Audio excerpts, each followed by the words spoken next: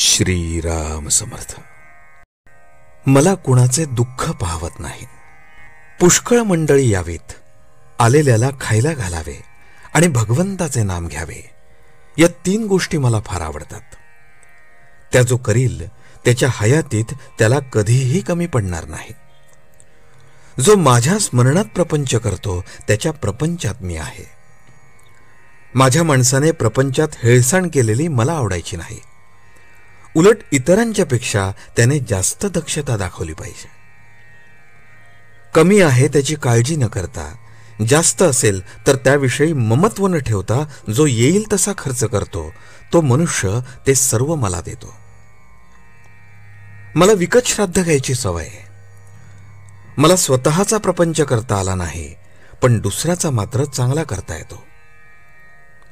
माझ्याजवळ एकही पैसा नव्हता आणि खाणारी माणसे पुष्कळ होते, पण मी कधीही काळजी केली नाही.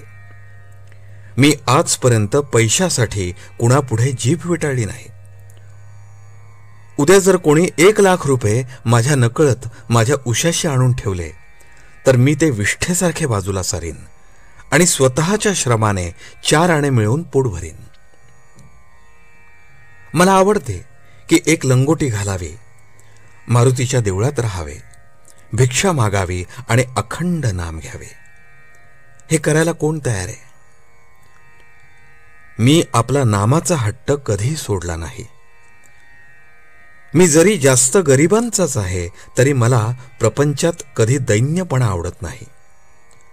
दुसऱ्याकरता निस्वार्थीपणाने भीक मागण्याची मला कधीच लाज वाटली नाही.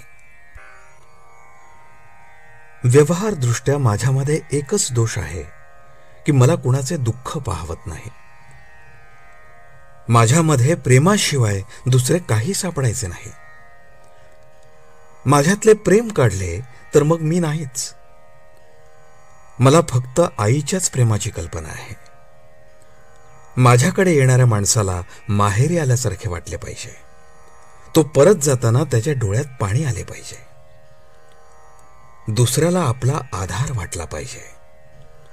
मी असून काहीच होत नाही. ज्या गोष्टी घडायच्या त्या घडतच असतात, पण आपण असण्यात एक आधार आहे असे इतरांना वाटावे. माझे आता किती दिवस आहेत कुणास ठाऊक. मी पुढे असो वा नसो, जे मी सुरुवातीला सांगितलं तेच मी शेवटीही सांगतो. तुम्ही कसेही असा, पण भगवंताच्या नामाला सोडू नका. रामरायाने तुम्हा सर्वांवर कृपा करावी ही माझी त्याला प्रार्थना आहे. तुम्ही माझ्यासाठी इतक्या आपलेपणाने कष्ट घेता याची जाणीव मला आहे. या कष्टांचा मोबदला रामरायच तुम्हाला देईल. तुम्ही सर्वजण आनंदात राहा हा माझा तुम्हा सर्वांना आशीर्वाद आहे. आजचे बोधवचन. अत्यंत चिकाटीने संतांचा समागम करावा आणि त्यांच्या कृपेस पात्र व्हावे. जानकी जीवन स्मरण. जय जय राम.